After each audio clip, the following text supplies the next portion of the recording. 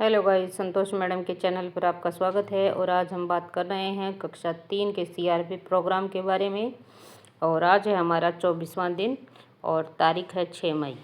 सबसे पहले हमें बच्चों को मॉर्निंग असेंबली करवानी है, उनका उत्साह के साथ स्वागत करना है और फिर हमें उनकी प्रार्थना सभा करवानी है। सुबह की प्रार्थना सभा करवाने के बाद हमें उन्हें थोड़े हल्के शारीरिक व्यायाम करवाने हैं जिससे बच्चे एक्टिव हो जाएं। इसके बाद हमें उनके स्वास्थ्य की जांच अर्थात बच्चों की स्वच्छता, नाखून, दांत, कपड़े आदि के बारे में जांचना है। इसके बाद हम करवाएंगे बच्चों को गणित का कार्य। गणित में हमें बच्चों को सीधी, खड़ी, पड़ी और तिरछी रेखाओं के बारे में ज्ञान करवाना है, उनकी पहचान करवानी है और उन्हें बनाना सिखाना है तथा उनमें अंतर भी ज्ञात करना सिखाना है। ये हमें पिछली कक्षा की टेक्स्ट बुक में से 55 से 57 पेज पर मिलेंगी। आप वहां से देखकर इन्हें करवा सकते हैं। इसके बाद हम हिंदी की गतिविधि कराएंगे। सबसे पहले हम बच्चों के साथ महापुरुषों से जुड़ी हुई कविताएं हाव भाव के साथ गाएंगे। 7 से 10 मिनट उनका इस तरह से अभ्यास करवाएंगे। उसके बाद पाठ्य पुस्तक रागनी 2 भाग 2 के पेज नंबर 174 से हम कागज़ के नाव पाठ से पढ़ने का कार्य करवाएंगे। बच्चों को पहले जोड़ों में पढ़ने का कार्य करवाएंगे। यह हम ध्यान रखेंगे कि बच्चे विभिन्न स्तर के हों।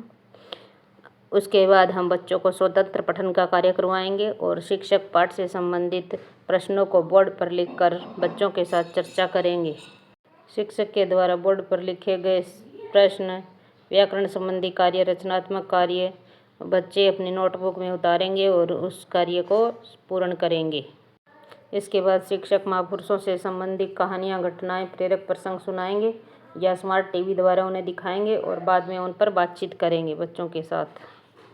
इसके बाद शिक्षक बच्चों को बताए कि आने वाले रविवार को मदर डे है। इसको लेकर बच्चों के साथ बातचीत करें और उन्हें अपनी माँ के लिए ग्रीटिंग कार्ड बनाने के लिए कहें जिसमें उन्हें अपनी माँ के लिए कुछ बातें लिखी हों। कक्षा के स्तर के अनुसार कार्य स्तर को बढ़ाया जाए। पत्र लिखना जिसमें अपनी माँ के लिए अपने मन की बातें लिखें, यह सब उन्हें सिखाएं।